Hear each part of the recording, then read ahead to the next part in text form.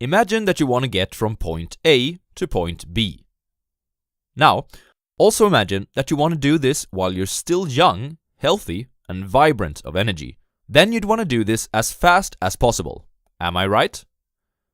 As you want to get there as fast as possible, would you rather choose to walk there? Without a map?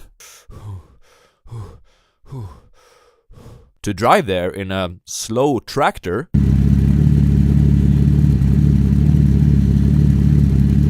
Or would you rather drive a Formula 1 car with a top speed of 372 km per hour? I thought so. However, most people do not act like this in real life. Most people choose not the fast lane, but the slow lane or even the sidewalk. In this video, we will learn how to reach our financial goals faster. Much faster. This is a top 5 takeaways video summary of The Millionaire Fastlane. The book is written by MJ DeMarco, who made a really impressive fastlane journey himself. Once he chose the fastlane road, he went from a depressed 26-year-old living in his mother's basement to a millionaire at the age of 31. Takeaway number 1. The sidewalker, the slow laner, and the fast laner. In order to understand better what the sidewalk, the slow lane, and the fast lane represents, we will have a look at 3 stereotypical characters from each group. We have Sidewalk William, Slow Lane Steven, and Fast Lane Frank. Now, here's what they might say about a few topics. I encourage you to do an honest evaluation and think about which beliefs that you identify with the most. Primary income. Whatever pays best today, I'll take it. My only source of income is my Fortune 500 employer. Business systems and investments. Money. Spend it! Carpe diem! Money is scarce. $1 saved is more than $1 earned. Live below your means. Money is everywhere and it's abundant. Money is simply a reflection of how much value I've been able to create and deliver to my fellow men. Live below your means, but with the intent to expand those means. Time. Time is abundant. What I don't feel like doing today, I can always do tomorrow. I am happy to trade my time for money, and I'm happy to trade many years of my life at college to get a higher salary. Time is my most valuable asset by far. I must detach my income from my time spent. Destination and goals. What? I'm going to retire financially secure at age 65. My goal is to create a lifelong passive income through businesses or investments. Life. Live today. No regrets. I've given up on big dreams.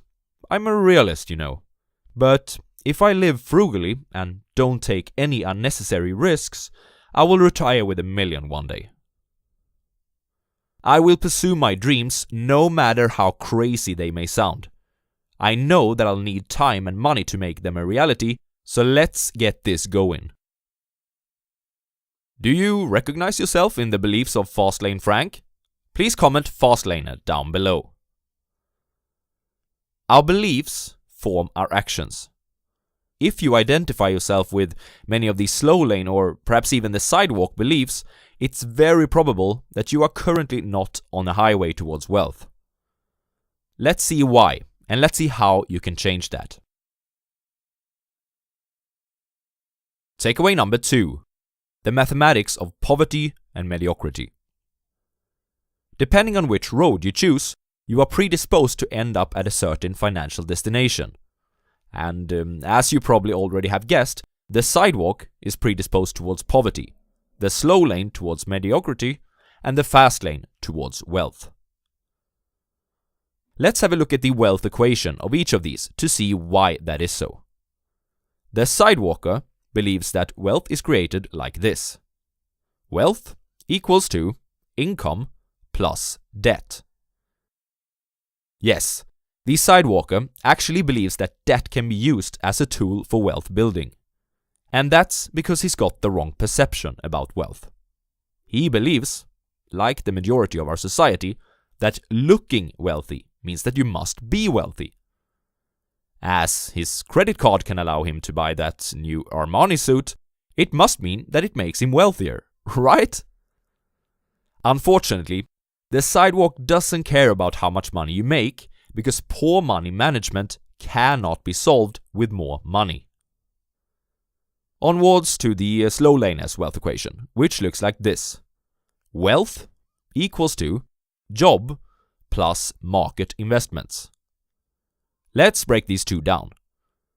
Depending on how you are paid, the wealth that stems from your job can look like this. Or like this. The problem with both of these is that they are bound by time. For A, you can only increase your wealth by switching into a job that pays a higher hourly wage, or by working more hours. Work 12 hours a day instead of 8 and you'll earn 50% more, but you'll also burn out in the process, guaranteed. For B, you will have to go to college to get a higher annual salary, or to climb the corporate ladder, both of which takes a lot of time. Ever seen a 20-something CEO? The market investment equation is not linear like the job equation is. We've heard it before, and Albert Einstein calls it the eighth wonder of the world, compound interest. However, it too is bounded by time, because the equation only starts to work drastically in our favor once we have big numbers. Fastlaners love compound interest too. However, their goal is to skip the first 20 years and start where the real fun begins. Let's see how.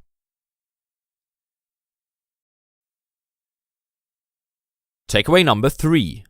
The mathematics of wealth. It's simple as this. To escape the slow lane, you must dump your job and start a business. If you want to learn how to get rich as an entrepreneur in a low-risk way, you may want to check out my video of The Lean Startup by Eric Ries after this. Now, let's look at the fast lane wealth equation. Wealth equals to profit plus asset value. We can break down the profit that you make in your business into two parameters: units sold and profit per unit. Here's where the power of the fast lane shows. Both of these variables are possible to leverage. You can sell something that gives $10 in profits, or you can sell something that gives $10,000 in profit. You can sell 100 units, but you may as well be able to sell 100,000. Let's go back to the slow laner's wealth equation for a second. Do you think that you can ever become rich, earning $12 per hour and working 40 hours per week? No! That's because small numbers have a strong gravity towards mediocrity. Can you get rich by profiting $10 per unit and selling 100,000 of those units? You most certainly can, and really fast too. Asset value will help you reach your financial goal even faster. If you own a good business system, people are typically willing to buy it from you, and they will typically pay way more than 1 year of profit for it. Just look at the stock market and the price to earning multiples there. But let's be a bit more conservative. Say that you can get 5 times the yearly earnings by selling your company. Still, this is pretty incredible compared to a normal job. Imagine walking up to your boss and proclaiming, "I quit!" And then he responds, "I see, Mr. Abramson. Just wait a moment while I'll write you this ginormous check. Shall we say, at 5 times your yearly salary, perhaps?" Note that this doesn't guarantee anything. The sidewalker who wins the lottery will undoubtedly become wealthy, and the slow laner can become a CEO of a Fortune 500 company. But the odds are not in their favor. We want odds in our favor, and therefore we want to start a fast lane business. Takeaway number 4. The 5 Fastlane commandments. Okay, so we've established that to reach financial freedom fast, you need to quit your job and start a business. But not any type of business. This is not a do what you love or be your own boss advice. No, a business should fulfill as many as possible of the 5 Fastlane commandments to be worthy of pursuing. The commandment of control. If you're not in control of your business, someone else is.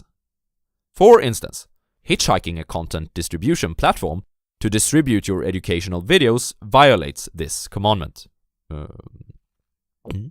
Another example. There are lots of businesses that earn good money from Google's AdSense program, but you know what? The company which brings in the great bucks is Google itself. Ouch. Anyways, here's an ad for you. The commandment of entry.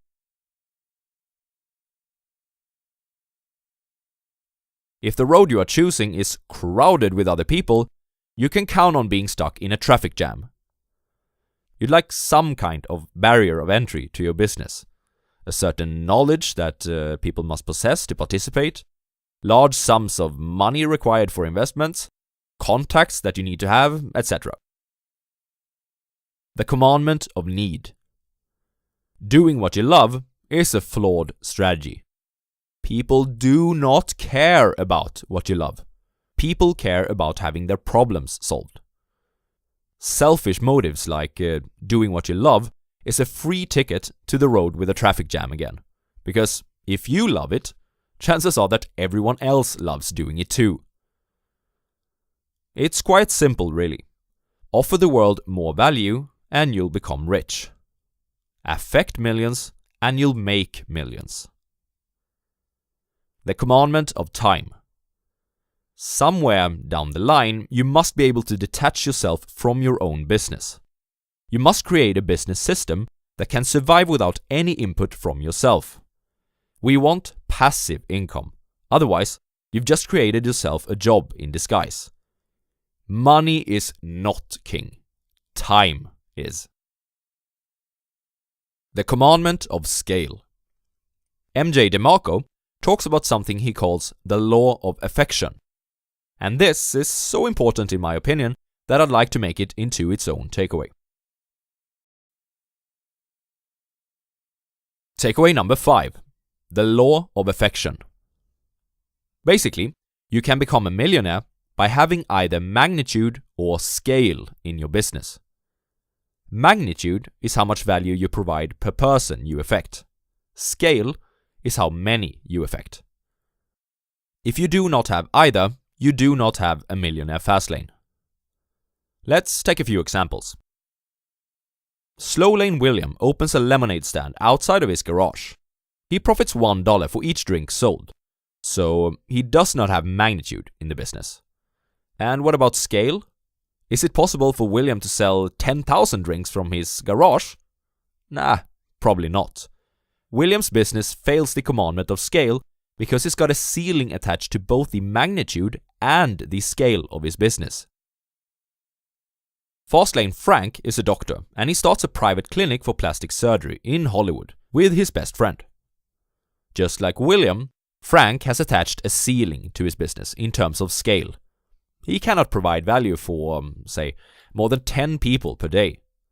But he does have magnitude.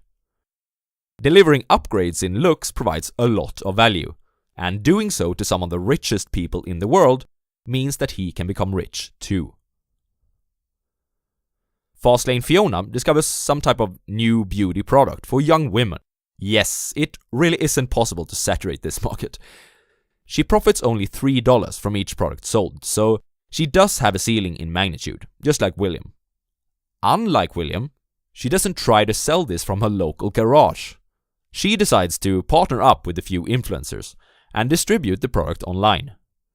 During the first year, she sells 100,000 units.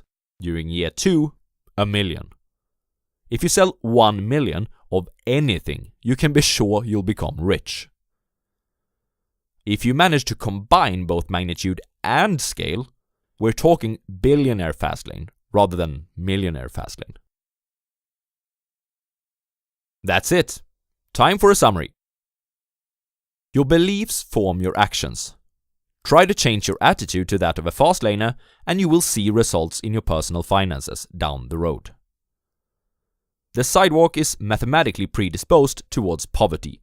The slow lane is predisposed towards mediocrity, and the fast lane is predisposed towards wealth. We want to stack the mathematical odds in our favor. A fast lane business should fulfill as many as possible of the following 5 commandments: control, entry, need, time, and scale.